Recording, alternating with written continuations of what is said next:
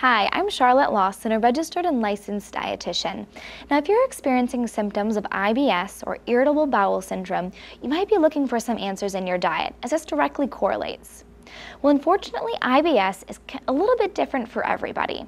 So it's very important that as you're experiencing the symptoms, you take note of what foods are affecting you. For instance, it could be the type of food, where it's very maybe heavy or high in fat, or it could be how often or how fast you're eating these foods that can upset your stomach and cause those IBS symptoms. So keep a food diary and track your foods. It's also been recommended to kind of go on a 4-day cycle. Try to eat foods the same for four days or so, and then slowly add in a new food or add in a problem food in a small amount. Again, keeping track of your trigger foods can ultimately help you gauge when or where you're going to place those symptoms. Also, make sure you're not allergic to any foods. Sometimes an allergy may not form up in the way we're used to with that scratchy, itchy throat or the skin sensations, but maybe you're having an actual gut reaction where you're not tolerating it. For instance, lactose even.